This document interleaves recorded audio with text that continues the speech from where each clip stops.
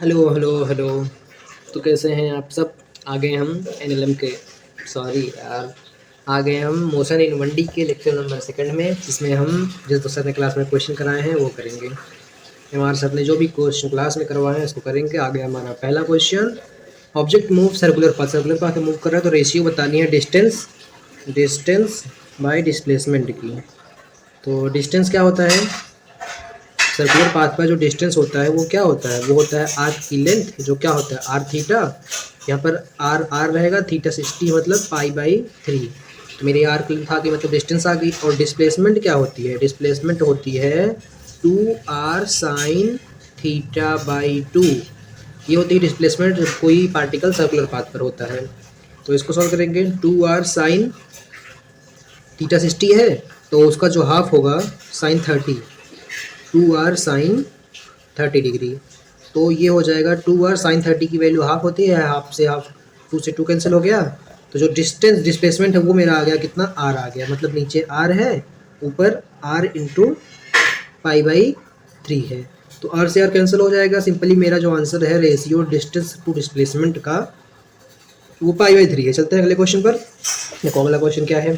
एक object A से ऐसे घूम के यहाँ तक आ रहा है तो आर्क लेंथ आर थीटा हो जाएगी जो हमारी डिस्टेंस होगी।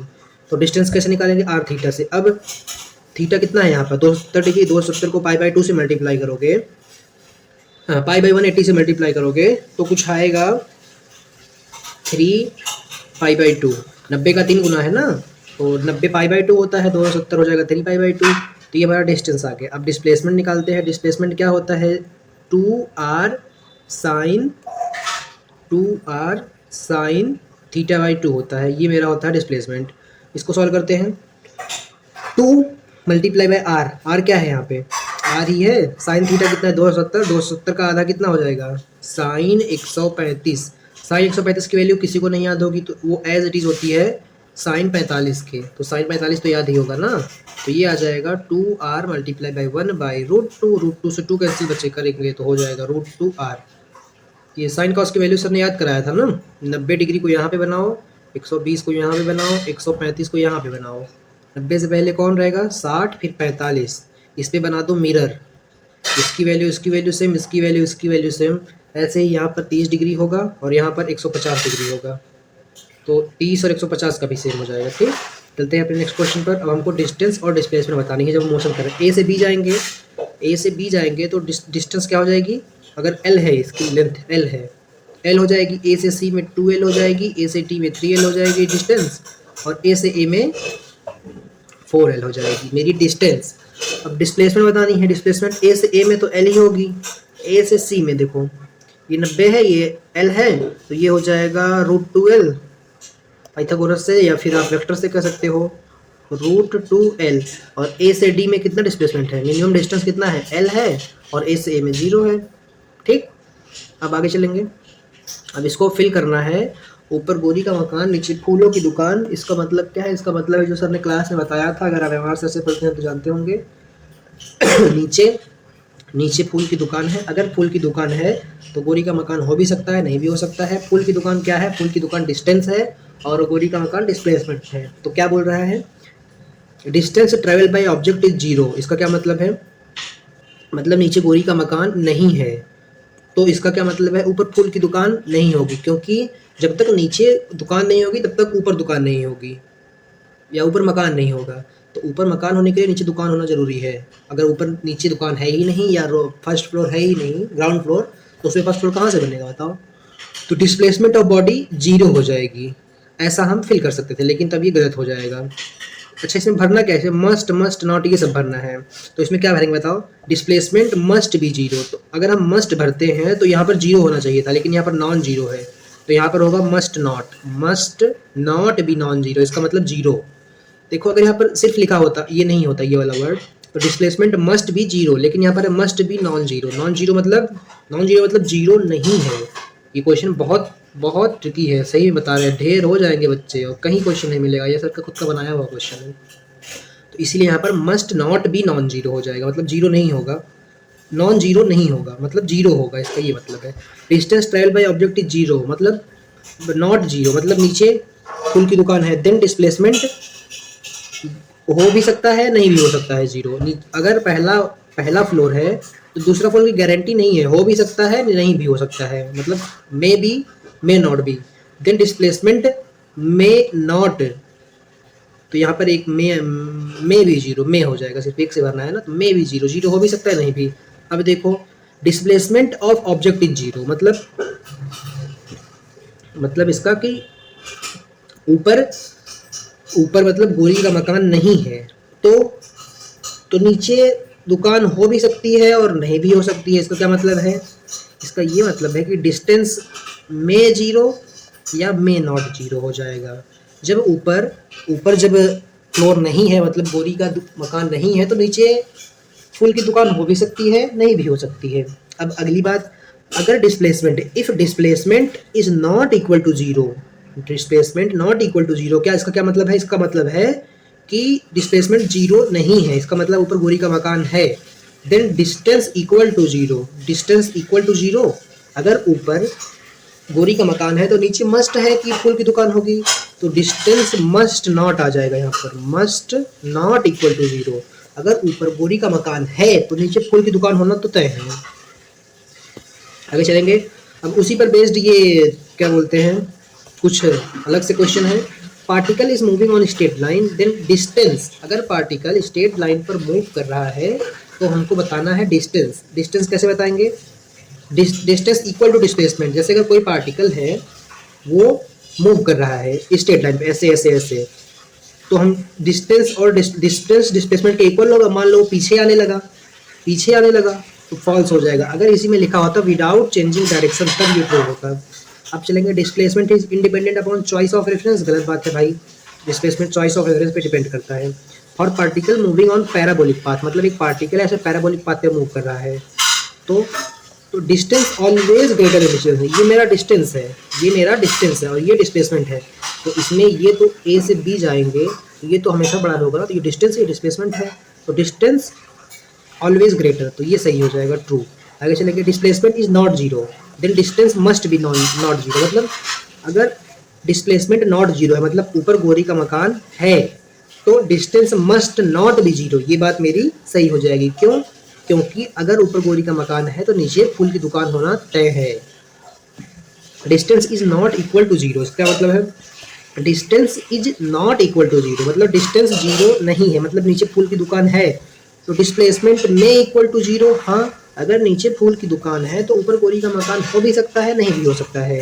तो फूल की दुकान है डिस्टेंस, गोरी का मकान है डिस्प्लेसमेंट, तो distance not equal to zero मतलब डिस्टेंस है, डिस्टेंस अगर है तो डिस्प्लेसमेंट हो भी सकता है मे इक्वल टू जीरो या नहीं भी हो सकता है, तो ये भी ट्रू हो जाएगा। चलते हैं अपने दूसरे क्वेश्चन, अगले क्वेश्चन पर। Distance and displacement physical quantity same है या डिफरेंट है? डिफरेंट है भाई, अगर सेम होती तो सेम नाम क्यों होता? डिस्टेंस मिनिमम डिस्टेंस है, डिस्प्लेसमेंट जो है वो डिस्प्लेसमेंट मिनिमम डिस्टेंस है, डिस्टेंस मैक्सिमम डिस्टेंस है। टोटल डिस्टेंस एंड डिस्प्लेसमेंट है सेम यूनिट डायमेंशन, ये भी सही है, यूनिट डायमेंशन दोनों का सेम होता है। पहला question, Ramlal move 10 metre north, 10 metre east, 10 metre upward. जैसे एक रामलाल है, ये पहले ईस्ट में जा रहा है, वेस्ट में जा रहा है, फिर वो 10 मीटर जा रहा है, तो ये मान सकते हो आई कैप में जा रहा है, ये मान सकते हो जे कैप में जा रहा है, ये मान सकते हो के कैप में जा रहा है। और आई जे के तीनों एक दूसरे के 90 डिग्री पर होते हैं। अगर आप वेक्टर पढ़ के आए हैं तो आपको पता होगा आई जे के तीनों एक दूसरे के 90 डिग्री पर होते हैं। तो जब तीनों एक दूसरे के 90 डिग्री पर होंगे तो सिंपली हम इसका वेक्टर सम कैसे करेंगे? ऐसे कर देंगे, पहले आई वाली को लेंगे 10 का स्क्वायर आई कैप प्लस, इसका इक्वेशन क्या बनेगा? इसका डिस्प्लेसमेंट का जो इक्वेशन है वो बनेगा 10 आई कैप प्लस 10 जे कैप प्लस 10 के कैप। अब सिंपली इसको हम अगर जोड़ेंगे तो इसका वेक्टर सम करेंगे, तीनों एक दूसरे के 90 डिग्री पर रहते हैं, आई जे के तीन प्लेन में होता है ना, तो 90 डिग्री पर होता है, तो ये 100 हो जाएगा, ये भी 100 हो जाएगा, ये भी 100 हो जाएगा, तो मेरा जो आंसर है वो रूट में 300 आ जाएगा, जो कि 10√3 हो जाएगा। ठीक, अब चलेंगे नेक्स्ट क्वेश्चन पर। अगला क्वेश्चन क्या है? ये देखो IIT का आया हुआ क्वेश्चन है और कल के लेक्चर का भी लास्ट क्वेश्चन है। एक पर्सन है वो नॉर्थ में जा रहा है, नॉर्थ मतलब ये ऊपर साइड, नॉर्थ में जा रहा है 30 मीटर और ईस्ट में जा रहा है कितना? ईस्ट में जा रहा है 20 मीटर और फिर फाइनली साउथ वेस्ट का क्या होता है? ये east west north south, south west मतलब फिर इधर जा रहा है, तो हम इसको अब बनाएंगे वेक्टर मेथड से। अब ये इधर जा रहा है, इधर गया, ये इधर गया, गया कितने से? कितना मीटर गया, 30 मीटर। अब मैं इस वाले को, अगर ये इधर जा रहा है तो इसको पैरेलली वेक्टर को शिफ्ट करना अलाउड रहता है, तो मैंने इसको यहाँ शिफ्ट कर दिया, ये मेरा 20 हो गया। और इसको जो है ये इसको भी यहाँ से यहाँ शिफ्ट कर दिया, तो पैरेलली शिफ्टिंग अलाउड होती है, वैल्यू नहीं चेंज होती है, तो ये 3√2 हो जाएगा, 30√2, ये 30√2। अब क्या करेंगे, ये अगर कुछ बताया नहीं है तो हम 45 ले लेते हैं, तो ये हो जाएगा cos 45, मतलब ये 30 हो जाएगा, cos 45 की वैल्यू 1/√2, √2 से √2 कैंसिल, और ये भी 30 हो जाएगा। अब x प्ले इसमें देखो 30 से 30 कैंसिल, और इसमें देखो 20 से 30 कैंसिल, तो मेरी जो नेट रिजल्टेंट है वो लगभग आ जाएगी -10 आई कैप। इसका क्या मतलब है, इसका मतलब है ये कुछ वेस्ट डायरेक्शन में 10 मीटर होगा, तो 10 मीटर वेस्ट डायरेक्शन में आ गया। अगर आपको वेक्टर आता है, वेक्टर का लेक्चर थोड़ा सा भी जानते हैं, वेक्टर बेसिक, तो तुरंत आपको समझ में आ जाएगा। अब चलते हैं अगले क्वेश्चन पर। अगला क्वेश्चन क्या है, अगला क्वेश्चन है, जब हम यहाँ से यहाँ जा रहे हैं तो हमको डिस्प्लेसमेंट का बताना है रिलेशन।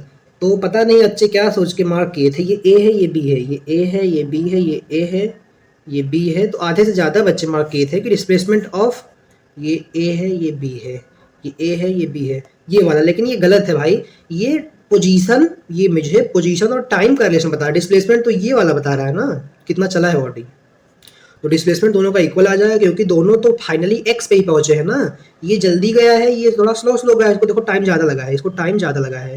ये जो लाइन है ये मुझे पोजीशन नहीं बता रही है, मुझे रिलेशन बता रही है पोजीशन और टाइम का, वो डिस्टेंस भी नहीं बता रही है और डिस्प्लेसमेंट भी नहीं बता रही है फिलहाल, क्योंकि पोजीशन का ग्राफ दिया है।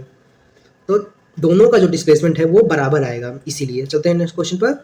अब देखो, अब इसमें बतानी है हमको, इसमें पोजीशन और टाइम का फिर से ग्राफ दे दिया, डिस्टेंस ए से बी, ए है ये पॉइंट, बी है ये पॉइंट, तो मुझे इसके बीच में डिस्टेंस बतानी है। डिस्टेंस कितनी होगी, ये मैं गया 10 मीटर, ये देखो 10 मीटर, फिर मैं खड़ा रहा 2 सेकंड 3 सेकंड तक, फिर मैं आया 10 मीटर, तो टोटल डिस्टेंस कितनी हो गई, 10 + 10 20 हो गई। डिस्प्लेसमेंट इनिशियली मैं यहाँ पे था, फाइनली मैं यहाँ पे हूँ, तो एक्स कोऑर्डिनेट में कितना चेंज हुआ, कुछ नहीं, तो ये 0 आ जाएगा, ये 20 हो जाएगा।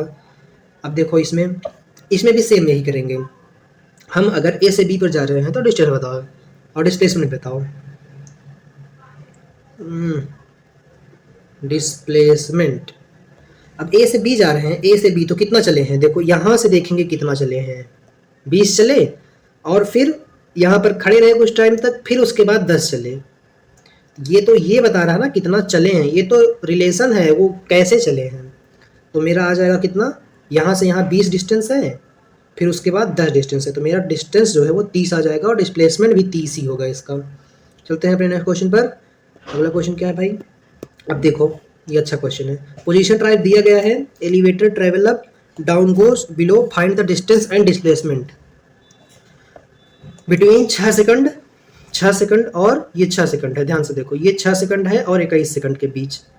तो 6 सेकंड पर कुछ इस पॉइंट पर था मैं, 21 सेकंड पर मैं कुछ इस पॉइंट पर हूँ। अब देखो ये इससे मिला दो, ये इससे मिला दो, तो मैं 15 मीटर यहाँ चला हूँ और 20 मीटर यहाँ, ये वाली डिस्टेंस हम चले हैं, वो तो टाइम के साथ रिलेशन है, ये वाली डिस्टेंस चले हैं, तो मेरी जो डिस्टेंस है वो क्या हो जाएगी, 15 + 20 क्या हो जाएगी, डिस्टेंस 15 + 20, तो कितना हो जाएगा, 20 × 10 30 5 35 हो जाएगी मेरी डिस्टेंस।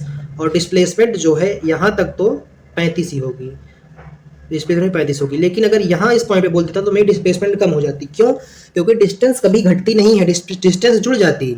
डिस्टेंस जब यहाँ से यहाँ अगर बोल देता आने को, और यहाँ पर कोई पॉइंट सी बना देता, तो यहाँ से यहाँ आने में देखो कितना डिस्टेंस आ रहा है, 10 मीटर, तो इसमें डिस्टेंस जुड़ जाती। अगर ये बोलता 27 सेकंड तक बताओ, लेकिन हमको 21 तक ही बताना है, और डिस्प्लेसमेंट जो है वो घट जाती। ठीक, अब चलते हैं अपने नेक्स्ट क्वेश्चन पर। हमको बताना है which in the following graph correct distance time. Distance time जो है, एक देखो, ये देखो, तुम भगवान थोड़ी हो एक टाइम पर 2 डिस्टेंस पर हो, तो ये ग्राफ गलत हो गया। डिस्टेंस कभी टाइम के साथ डिक्रीज नहीं करता, डिस्टेंस कभी टाइम के साथ डिक्रीज नहीं करता, तो ये वाला इसलिए सही हो जाएगा। अब एक बटरफ्लाई है, एक बटरफ्लाई है, वो बटरफ्लाई उड़ती है, सबको पता है बटरफ्लाई उड़ती है ना भाई, इतना जानते हो। वो एक रूम के डायगोनल से दूसरे डायगोनल पर जा रही है, मतलब नीचे से ऊपर, नीचे वाले कोने से ऊपर वाले कोने पर डायगोनली अपोजिट में। तो वो कैसे जाएगी, बताओ बताओ बताओ, वो कैसे जाएगी। मैंने एक क्वेश्चन छोड़ दिया क्या, मैंने यार ये वाला क्वेश्चन छोड़ दिया था, कर लेते हैं इसको भी। डिस्टेंस डिस्प्लेसमेंट बताना है इस वाले में, इसका लेंथ L है, ये डायग्राम अगर सही बना होता तो सही समझ में आता, सर ने इसकी डिस्टेंस बढ़ा दी है। तो देखो ए से बी जाने पर एल, तो पहले का डिस्टेंस एल हो गया, बी से सी जाने पर भी एल, तो ये 2l हो गया।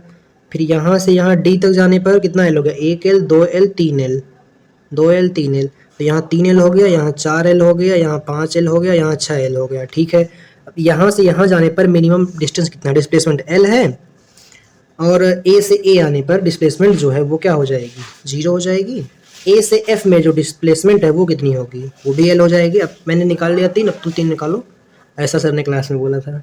ये वाला हो गया, ये कितना है 120, हेक्सागोन है ना, तो ये 120 है, और ये एल है, ये भी एल है। 120 डिग्री पर एल और एल, देखो यहाँ पर हम एडिशन नहीं कर रहे, एडिशन कर रहे हैं सॉरी, तो हम इसका रिजल्टेंट निकाल रहे हैं। तो 120 डिग्री पर जो 2 का रिजल्टेंट होता है वो कितना आएगा, बताओ बताओ बताओ। सर ने बताया था ना, दो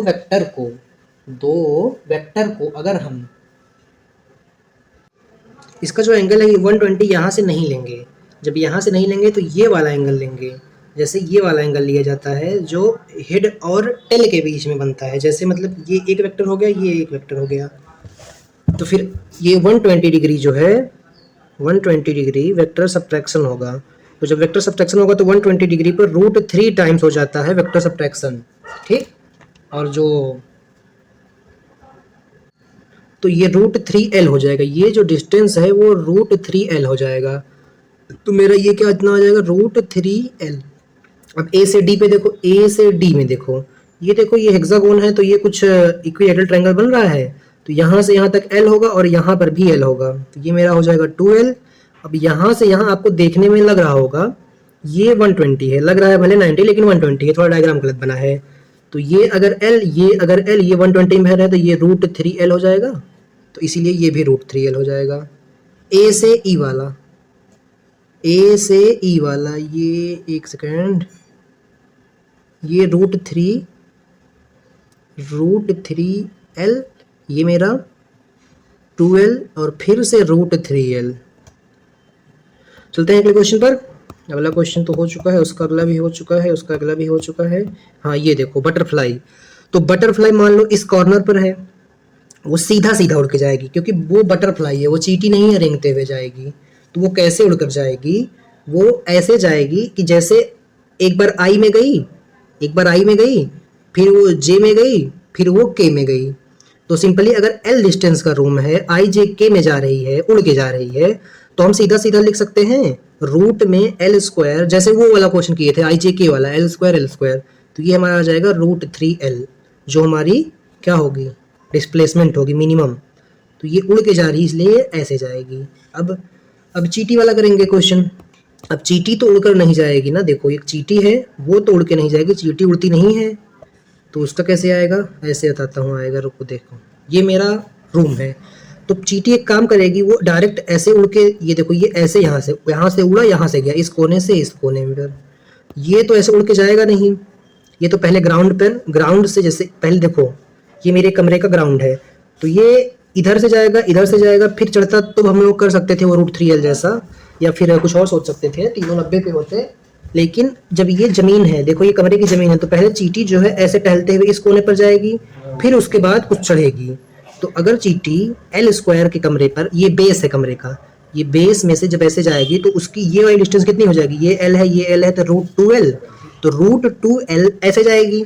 तो √2l में हम लोग क्या जोड़ देंगे, जो √2l है, अगर आप डायरेक्ट करते हैं तो आप ऐसे करेंगे √2l + l जोड़ दो, हो गया आंसर। लेकिन ये गलत है, क्यों गलत है, क्योंकि इसको 90 डिग्री पर है तो वेक्टर के मेथड से जोड़ेंगे, तो √2l² + l का स्क्वायर ऐसे जोड़ेंगे, तो ये हो जाएगा मेरा 2 दूनी 4l + l का स्क्वायर, तो ये मेरा कितना हो गया √5l, √5l² बाहर आ गया, l हो गया, ठीक। जाके गूगल पे देख लेना इसका सोल्यूशन, पागल हो जाओगे।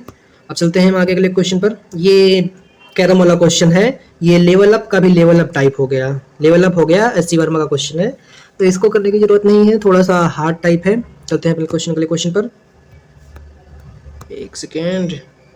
एक ड्रंक आदमी है, दारू पिया हुआ है, वो 5 मीटर आगे जा रहा है, एक स्टेप उसका 1 सेकंड में चलता है, एक स्टेप, और 5 मीटर आगे जा रहा है और फिर 3 मीटर पीछे आ रहा है और 11 मीटर बाद गड्ढा है, तो बताओ वो कितने सेकंड बाद गिरेगा। अब मेरी बात ध्यान देना, वो 1 सेकंड, 1 स्टेप 1 सेकंड में जा रहा है, तो 5 स्टेप आगे जा रहा है, 3 पीछे है, तो नेट कितना चल रहा है, 2 स्टेप। नेट 2 स्टेप कितने सेकंड में चल रहा है, 1 2 3 4 5 6 7 8 सेकंड में। 8 सेकंड में वो 2 स्टेप चल रहा है। ये देखो, ये है मेरा 0, 1 2 3 4 5 6 7 8 9 10 11, ये है यहाँ पर कुआं। कुआं मतलब गड्ढा है। तो ये छह स्टेप कितने में चलेगा, सिंपली 3 से मल्टीप्लाई, वो 6 स्टेप, नेट 6 स्टेप, 5 आगे जाना और 3 पीछे ना मिला के 24 सेकंड में चलेगा। तो ये 1 हो गया, 2 हो गया, 3 हो गया, 4 हो गया, 5 हो गया, 6, मान लो यहाँ पर पहुंचा है, 6 स्टेप बाद यहाँ पर पहुंचा है। अब 24 सेकंड भी हो गया है। अब फिर से वो 5 स्टेप आगे जाएगा। अब आगे क्या होगा, ये 5 स्टेप आगे जाएगा, 1 2 3 4 5, ये है मेरा 1 2 3 4 5 6 7 8 9 10 11, ये है मेरा 11वां स्टेप, ये 11वां स्टेप है और यहीं पर गड्ढा है। तो वो 6 मीटर तक ऐसे गया, फिर वो 5 मीटर आगे जाएगा, 3 मीटर आगे आएगा, मतलब 5 स्टेप आगे 3 स्टेप पीछे, तो 1 2 3 4 5 आराम से गिर गया। तो 5वें स्टेप में ही जाके गिर गया वो। तो कितना सेकंड गया, 1 second, 2 second, 3 second, 4 second, 5 second, तो 24 सेकंड में 5 सेकंड जोड़ देंगे तो 29 सेकंड आ जाएगा। उसको पीछे आने का टाइम ही नहीं मिला ना, 11 मीटर पे था तो वहीं पे जाके गिर पड़ा। तो मेरा इसका आंसर 29 सेकंड आ जाएगा। एक क्वेश्चन और था, सबने कराया था, एक ऐसे, ये है, इसका रेडियस r है, यहाँ पर पॉइंट P है और ये ऐसे घूम के यहाँ पर आता है, और इसका जो पॉइंट P है, ये PYQ है आई थिंक, इसका जो पॉइंट P है यहाँ पर पहुँच जाएगा। तो बोला था कि डिस्प्लेसमेंट बताओ पॉइंट P का, तो पॉइंट P का डिस्प्लेसमेंट ये हो गया। अगर ये पूरा चलता तो 2 पाई r डिस्टेंस चलता, arc length of complete circle. लेकिन ये एक तरह से देखो आधा ही चला है, ये वाला पॉइंट अगर यहाँ पे आता तब ये पूरा चलता, ऊपर ही जाके रुक गया है, तब ये कितना चलेगा, आधा चलेगा। ये r है तो ये भी r है। अब ये जो डिस्टेंस है वो पाई r हो जाए, क्यों, आधा चला है। अगर ये पूरा चलता, ये जो पॉइंट P है यहाँ आ जाता और ये पॉइंट P ऐसे होता, तब ये डिस्टेंस 2 पाई r चलता, लेकिन हाफ चला है तो पाई r चलेगा। बस अब इसको और इसको 90 डिग्री पर जोड़ दो, सिंपल है, pi square plus r square plus r square. अब यहाँ से ये 2r है भाई, r 2r हो जाएगा ना, 2r मतलब 4r स्क्वायर हो जाएगा। तो r को कॉमन लेके स्क्वायर से बाहर निकाल लो, ये मेरा पाई स्क्वायर हो गया और ये हो गया कितना, +4। ये मेरा आ गया आंसर इसका। मिलते हैं अगली क्लास में, तब तक के लिए ओके बाय।